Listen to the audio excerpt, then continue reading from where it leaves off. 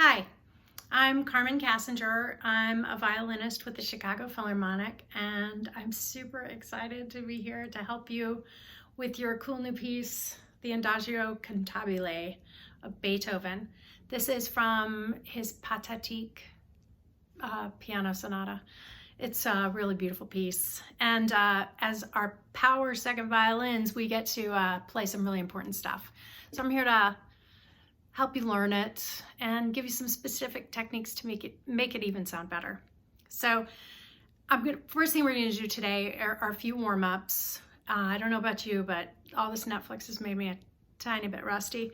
So we'll warm up with a little scales and some bowing exercises, and then we'll do 2 sections of the piece, the first 8 bars and then the second 8 bars to bar 16. So let's start with just the bow today. I'm going to show you as good as I can do it. Here's my string, my bow hold. So I've got my 2 fingers over. First finger's kind of curved around a little bit, and pinky's on top, really curved, really on its tip. My thumb over here, very curved. I find it easy to kind of set the bow hold upside down, because then I don't have to worry about it taking me any energy to put those fingers on there. Now remember, the bow hold is a misnomer. It's like a bow rest. Our fingers are always very relaxed. We can move them around anytime we want. That's why we keep them curved. Okay, so the first thing we do is called a windshield wiper. Here we just, with our perfect bow hold, back and forth. When it goes over this way, I can feel the strength of my pinky here in my muscle right here on my hand. Flip over here and I know my fingers are relaxed and curved. No effort at all. Yeah, do that like 10 times. And then the second exercise is right here. This is what I call a windshield wiper. No, that's not it. This is what I call the wave goodbye. It's a terrible name. Fix it. But come up with a better name. I'm happy if you do. So my perfect bow hold, I'm holding here with my left hand. Fingers just there, just so it's easier. And this is to keep my fingers nice and relaxed and flexible. See how I can make them bend and straight. And see how this wrist right here is moving up and down. Your hand should be really relaxed when you bow, and the wrist should be flexible. Do that about 10 times. Great, and then let's grab the fiddle. I'd like to start I'm gonna play the strings, 4 long bows on each string, using my whole bow. And here's a good place for you to really tune your instrument. Make sure we're in the same place. G string.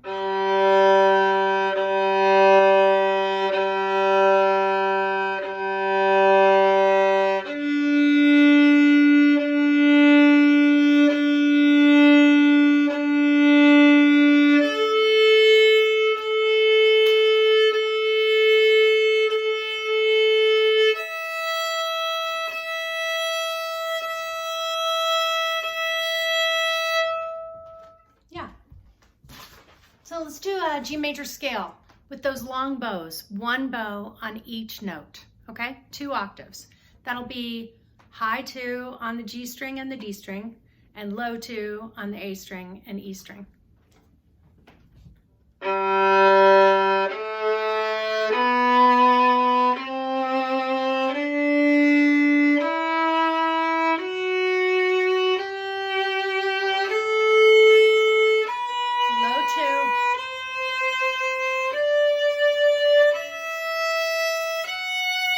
Low 2, now back down.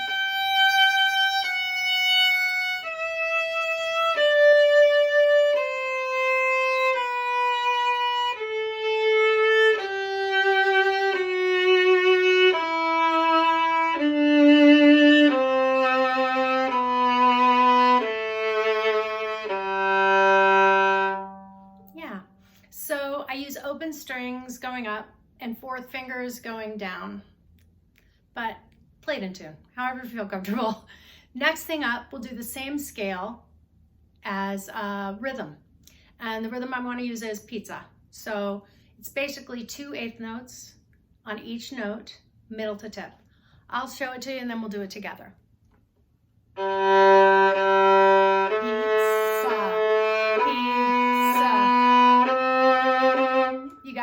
let's do it. Pizza.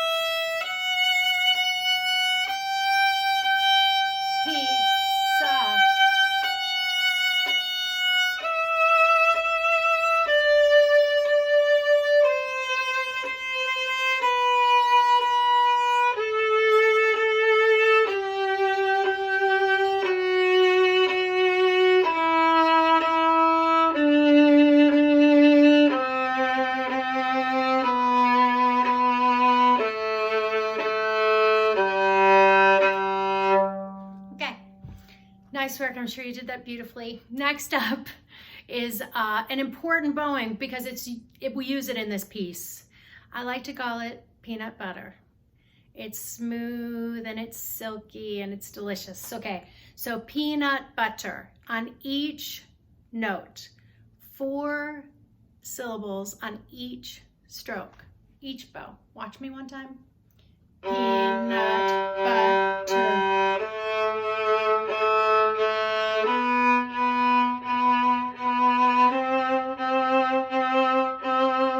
Now here's the thing. Fancy term for this would be l'oreille. What we're doing is everything is French when it comes to the bow. So what we're doing is we're not really stopping the bow all the way. It's just a dash on top of a note. You'll see this in bar 9. This is our part in bar 9. Oh no, I'm sorry. It's in bar 13. In bar 13, we start the l'oreille stroke, this peanut butter stroke. Think about like a light bow that's very smooth. We're just re-articulating slightly between each note. Let's try it together. Peanut butter.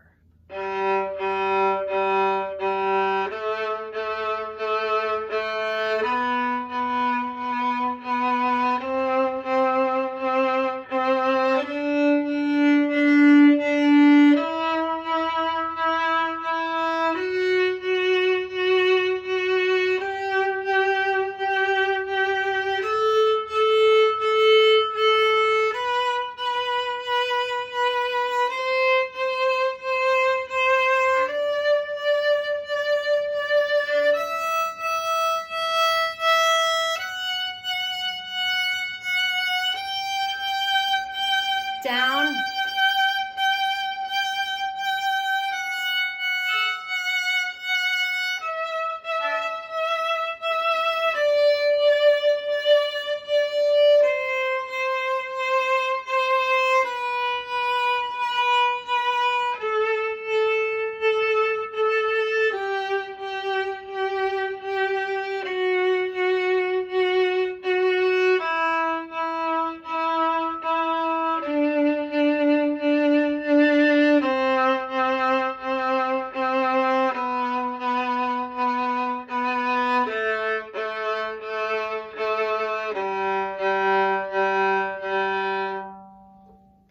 Fabulous. Anyway, so let's go to this is the first section. Section A is going to be bar 1 through bar 8. Now, as you can see, if you're looking at your part, this whole section is pizzicato, which means we pluck it. I'm sure you guys know this. So, but the key about the plucking is the notes have to be in tune already. So what I'd like to do is practice it one time, just with the bow, just in the upper half, nice easy stroke so you can get a really good pitch and really good sound. Let's try it once. We're gonna play now from bar 1 to bar 8, okay?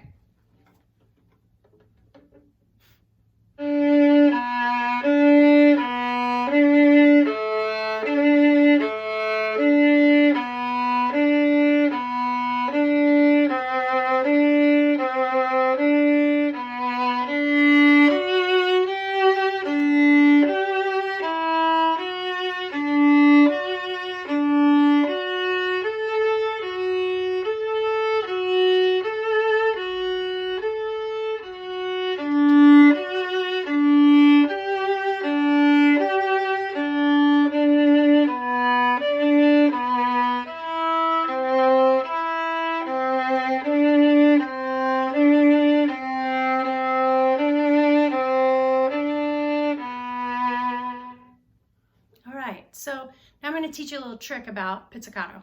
I know usually with pizzicato we sort of hold the bow and we use our first finger, right? Right? So, but on this one we have enough time to grab the bow afterwards, and I find if I want the richest sound I can get, I generally hold the bow in my hand. See how I'm holding the frog? Try not to touch the hair of the stick, but I hold it in the frog like I'm, gonna smack somebody. Anyway, so I hold it in my hand, and then I take my thumb and I place it right there on the corner, right by the E string of the fingerboard. Then I take my first finger and I can pizzicato. The key about pizzicato for a nice big rich sound is to pizzicato as far as you can up the fingerboard. Let me play both for you. So here's pretty much down close near the contact point where we actually put the bow. You get the notes and stuff. But if I pizzicato over the fingerboard, I get this sound. Isn't that awesome? It's such a huge difference. So when you do it, let's do it. Let's hold the bow, put our thumb right here on the edge. Now let's try the whole thing with our pizzicato down here at the end. Notice I'm playing with the fourth finger because I can use vibrato, I can vary the pitch. Open string works too, but I like the fourth finger. Okay, 3 and 4 and.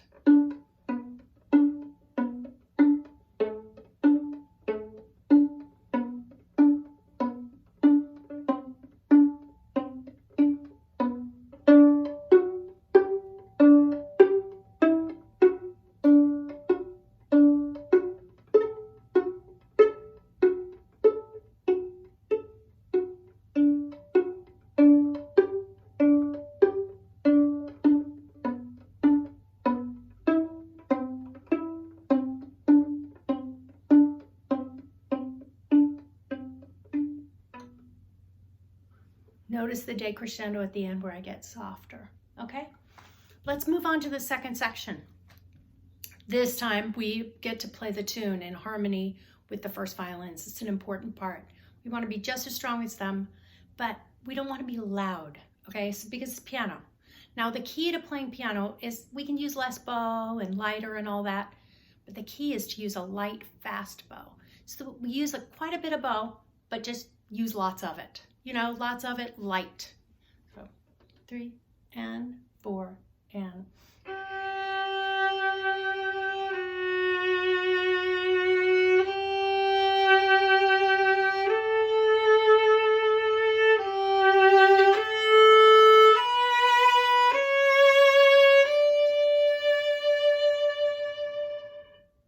You hear it? I made the crescendo and then the decrescendo. Watch out in bar 11, that's a C sharp. Let's try that one more time. 3 and 4 and.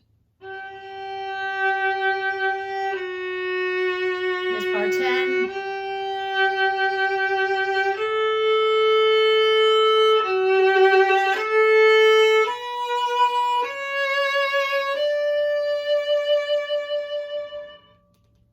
Now here's our famous peanut butter bowing, okay? This is on bar 13, okay? So nice and light, we just played a long bow and then we lift our bow and start again at the frog. Here is bar 13. Peanut butter.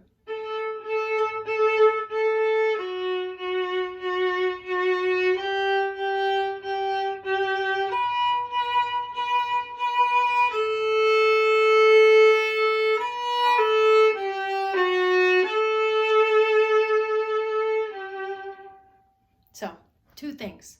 First of all, we have to practice the transition to getting into this from bar 12 because we play a long bow that ends at the tip and then we have to lift and start again at the frog. And then also make sure in bar 15 that you subdivide that long note. That means it's 2 beats long, but we're not counting to 2. We're going to subdivide and say peanut butter while we're holding that long note, and then it will be the perfect length. So right now we're going to start in bar 12 to practice our lift to the frog and our peanut butter bowing. And at bar 15, we're going to say peanut butter for the long note. Okay, here's bar 12. 3 and 4 and. Lift.